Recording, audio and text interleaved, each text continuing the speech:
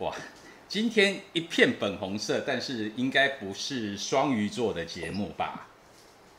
不是。对，好，还是要跟大家先说一下，我们是用视讯的方式来跟大家做节目，但是希望如果说在节目中呢，有一些看到泪格啊，或者是那个，但是自然现象，请大家不要是以为你们荧幕坏掉哦，好不好？我们今天的节目很多人也都是敲碗，对不对？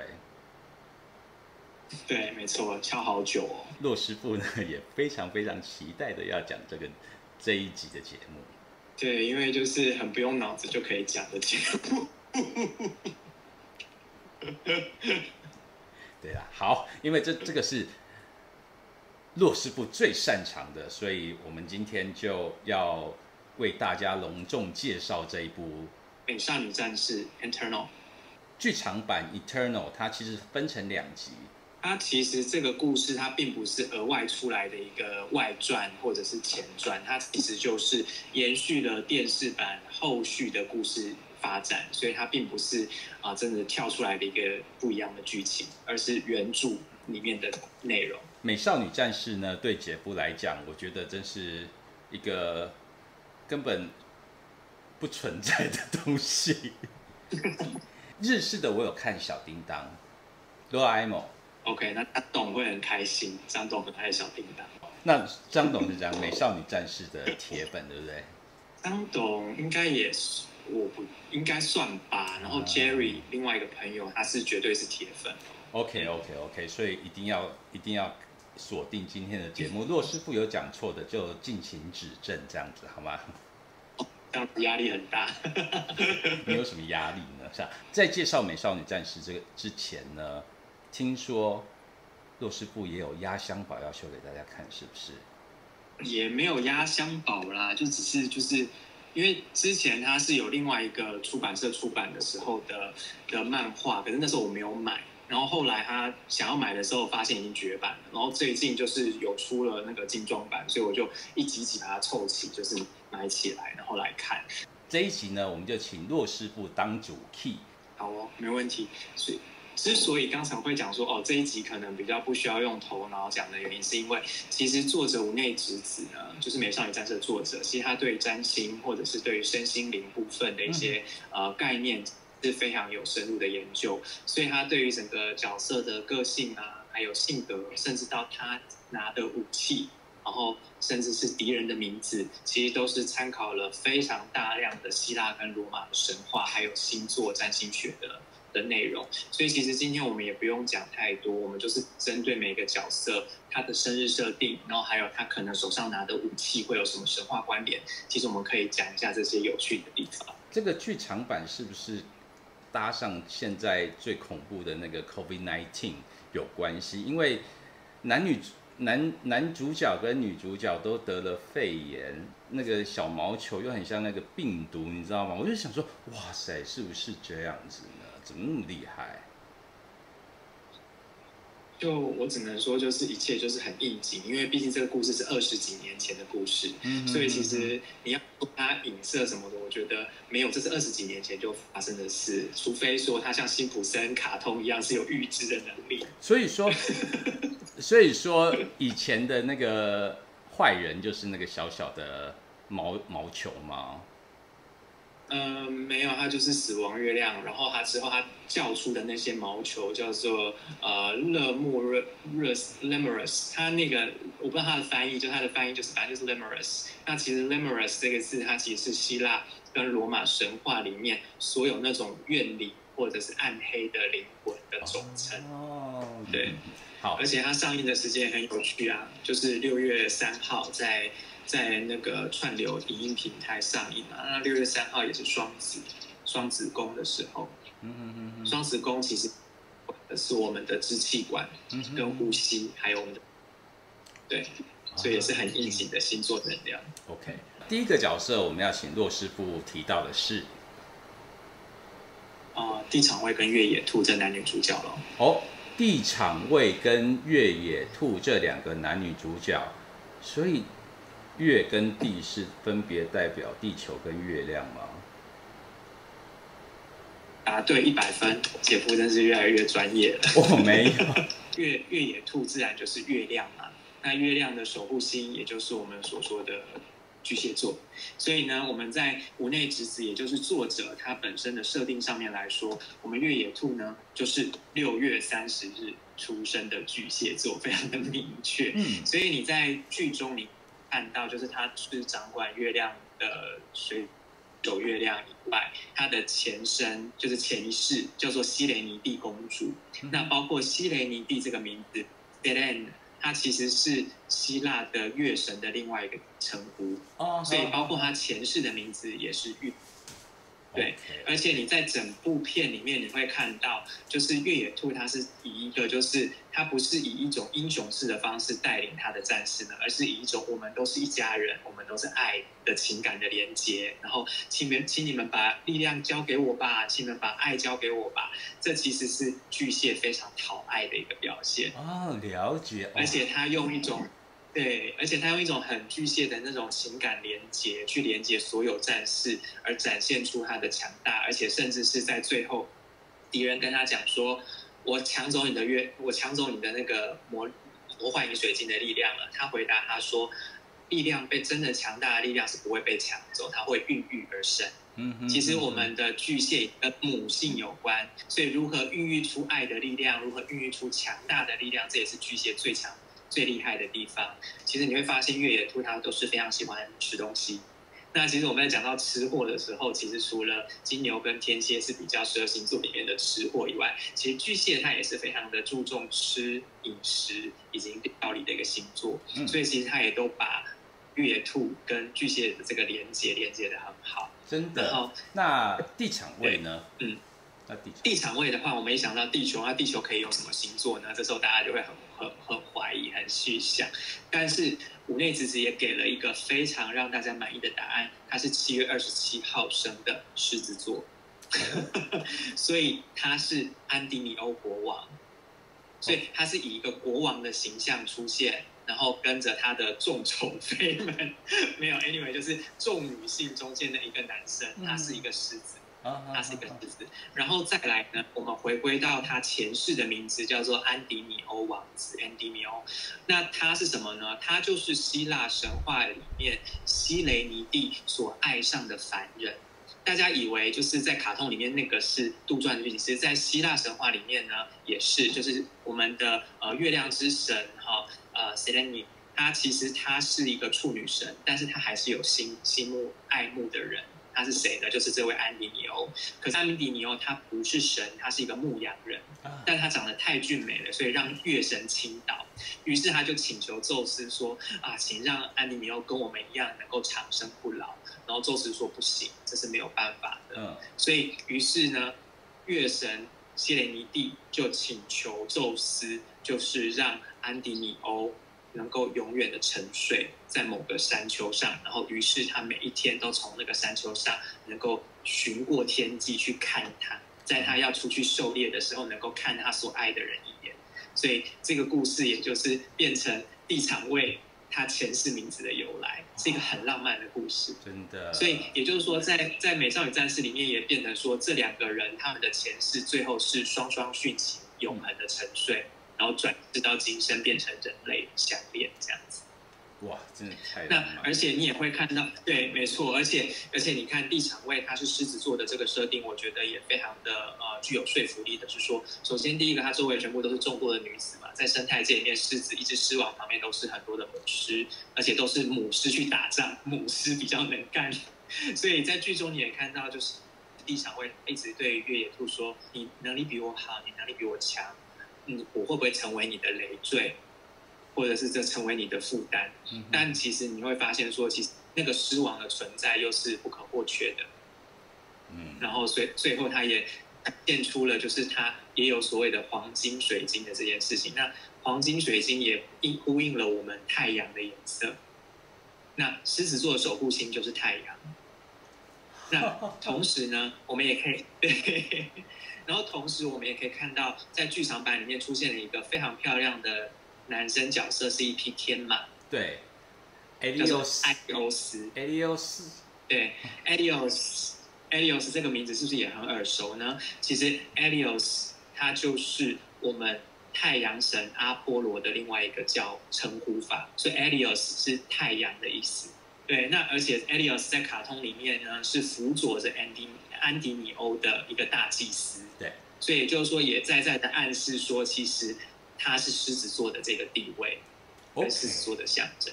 接下来是水星的话，就是我们的水野雅美。答对了，对，所以它水星，我们一般说水星，我们会有2个守护的星座，一个是处女座，一个是双子座。对，那姐夫，你觉得是处女座还是双子座呢？我们的水野雅美。双子座，我猜的啦。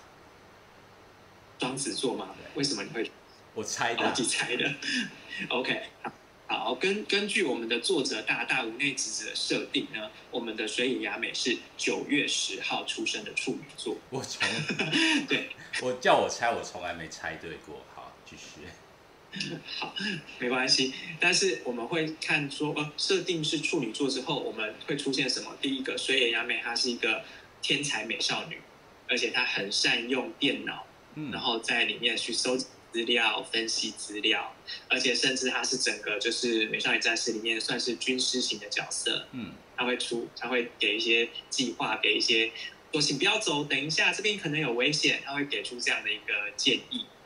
这其实都是非常处女座他在做的事情。处女座最擅长的就是资料集，然后而且就是去整理资料、收集情报，然后去整理这些部分。那但是在剧场版的时候呢，他出现了他手中的武器是水的竖琴。对，水的竖琴，大家不要小看为什么会给他一把水的竖琴呢？其实这也关系到了水星所掌管的另外一个星座，双子座。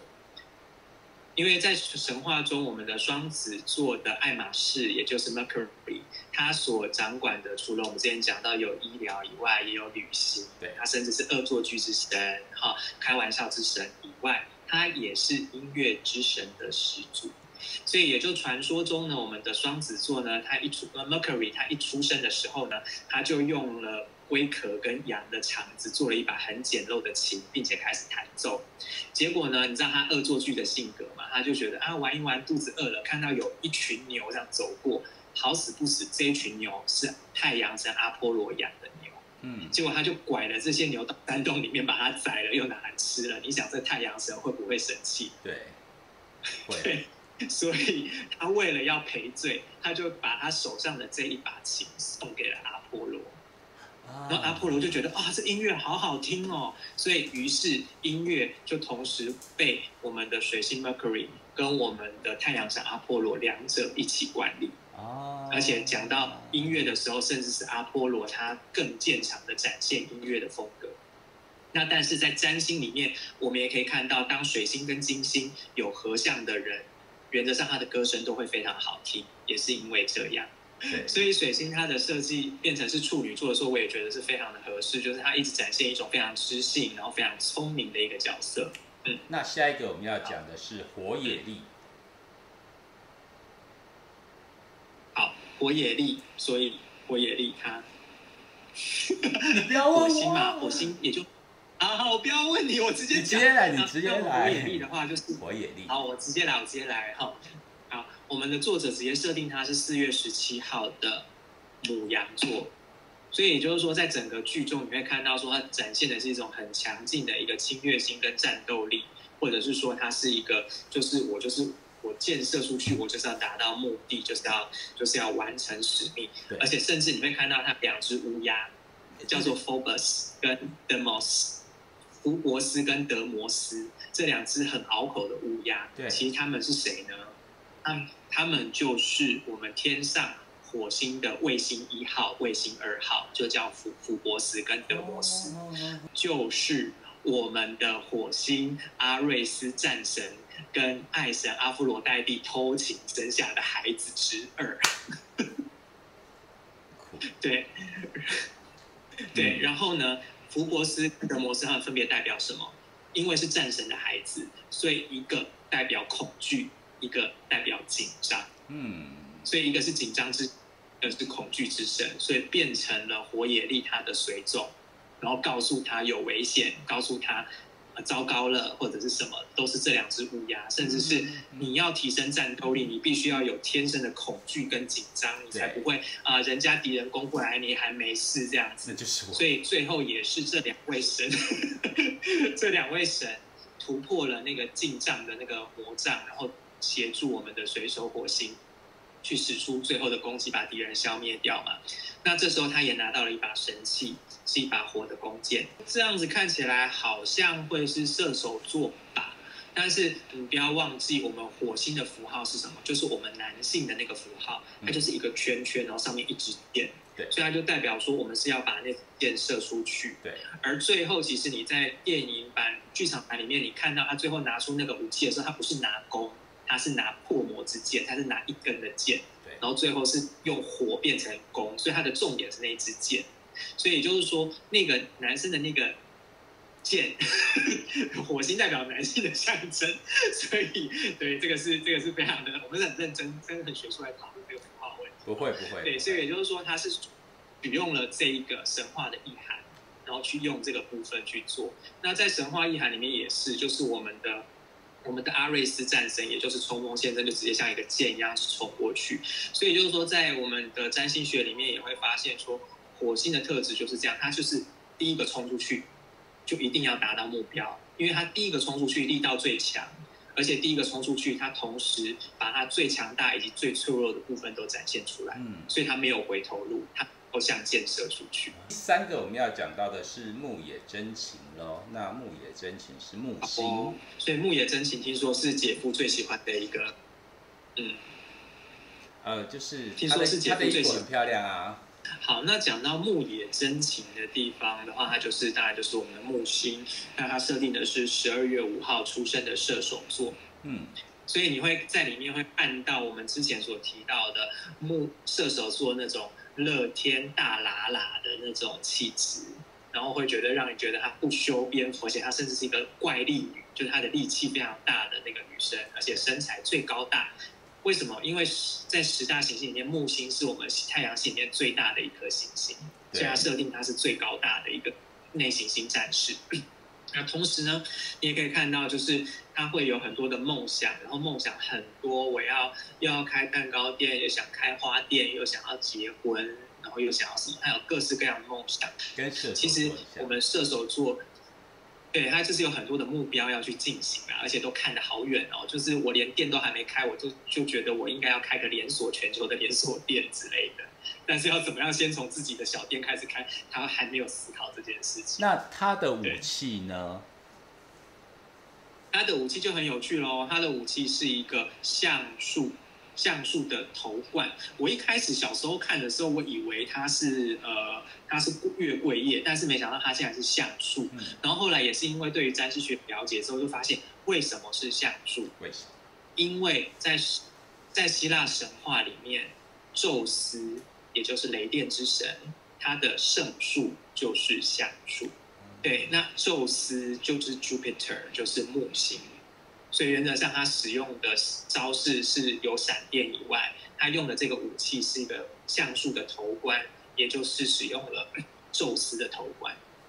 哇，真的连接的很深哎。好，最后一个吧，最后一个我们要讲的是爱野美奈子，金星吗？答对了，他就是没错，他就是我们的金星的那个水手代表。在家工作还可以这样，好，继续。对，非常悠闲。好，那其实我们再看一下我们的爱野美奈子，我一直在想说金星的话也是一样有金牛座跟天秤座这样子。那我想说好希望是金牛座，但是很可惜，它是个天秤座，而且是10月22号生的天秤座。其实金牛跟天秤他们对于美都有某种程度上面的关联，但差别是在于说，金牛它的美是一种感官，就是好不好吃，这也是一种美；好不好闻，也是一个美。但是天秤座它的美更多的是外在的均衡，或者是外在的平衡度，或者是长相的细致度这个部分，所以他们会有某种程度上面的差别。所以我们会听到说，哦，帅哥美女星座很多是天秤座，但是我们很少听到金牛座。但是我们金牛座很常会听到说是美食家，或者是说艺术鉴赏家。其实这是金牛他很会品味，天秤他很会展现。对，那再来的话，你也可以看到在剧中，爱野美奈子她的个性就是我的梦想是什么？当然是嫁人啊，当然是结婚生子啊。这也关系到我们占星学里面，我们天秤宫所守护的后天12宫，就是所谓的夫妻宫。所以就是说，这个对他来说是最重要的一件事情。对。那你有没有发现，就是在剧场版上集里面，大家问说，哎，你的梦想是什么的时候，唯二说要结婚生子的，就是爱野美奈子跟我们刚刚讲牧野真琴他们2个人。对。所以爱野美奈子是因为他守护的是夫妻宫，牧野真琴有没有让你想到什么？没有。牧野真琴他是木星嘛，他就是宙斯所掌管的最爱风流拈花惹草，最爱跟人家勾搭的不就是他吗？所以最会展现出那种我们要讲花痴或浪漫的个性也好，就会让爱野美奈子跟牧野真琴去展现这一面，或者是把结婚当成重要的这个部分。那同时更进一步的，爱野美奈子因为她是爱与美之神，那我们金星在正向能量的时候，的确会展现美好，或者是说我们的价值观、我们的优点、我们的才华。可是当我们的金星刑克，或者是跟不同的行星展现了负面的能量的时候，金星就会展现一个什么叫做虚荣，然后叫做肤浅，然后叫做慵懒，叫做公主。对，浮夸公主病。